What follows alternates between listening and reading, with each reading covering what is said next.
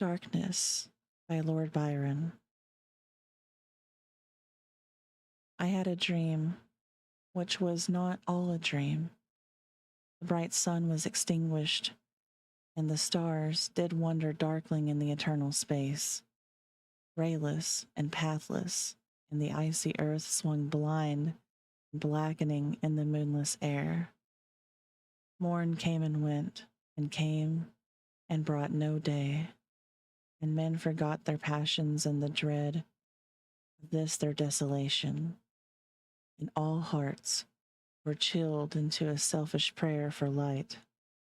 And they did live by watchfires, and the thrones, the palaces of crowned kings, the huts, the habitations of all things which dwell, were burnt for beacons. Cities were consumed, and men were gathered round their blazing homes, to look once more into each other's face. Happy were those who dwelt within the eye of the volcanoes and their mountain torch. Fearful hope was all the world contained. Forests were set on fire, but hour by hour they fell and faded, and the crackling trunks extinguished with a crash. All was black. The brows of men by the despairing light wore an unearthly aspect, as by fits the flashes fell upon them. Some lay down and hid their eyes and wept.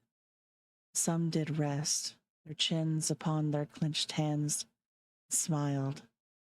And others hurried to and fro and fed their funeral piles with fuel, and looked up with mad disquietude on the dull sky, the path of a past world, and then again with curses cast them down upon the dust, and gnashed their teeth and howled.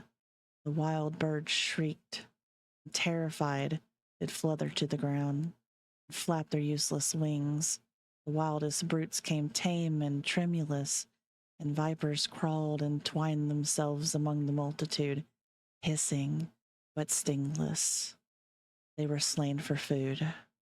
And war, which for a moment was no more, did glut himself again. A meal was bought with blood, and each sate sullenly apart, gorging himself in the gloom. No love was left. All earth was but one thought, and that was death, immediate and inglorious. And the pang of famine fed upon all entrails. Men died, and their bones were tombless as their flesh. The meager by the meager were devoured.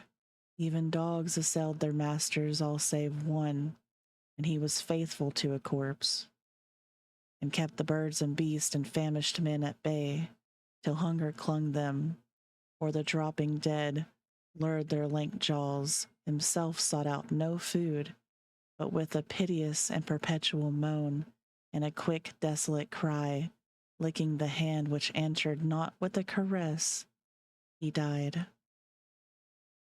The crowd was famished by degrees, but two of an enormous city did survive, and they were enemies. They met beside the dying embers of an altar place, where had been heaped a mass of holy things. For an unholy usage they racked up, and shivering scrapped with their cold skeleton hands the feeble ashes, and their feeble breath blew for a little life, made a flame, which was a mockery. Then they lifted up their eyes as it grew lighter and beheld each other's aspects, saw and shrieked and died.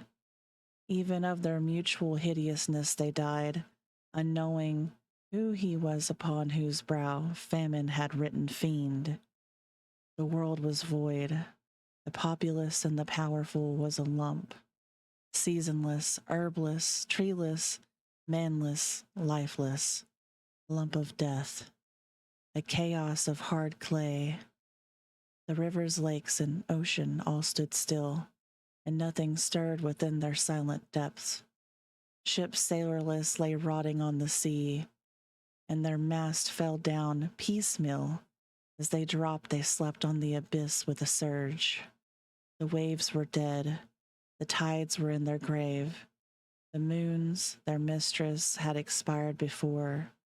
The wind were withered in the stagnant air, and the clouds perished. Darkness had no need of aid from them. She was the universe.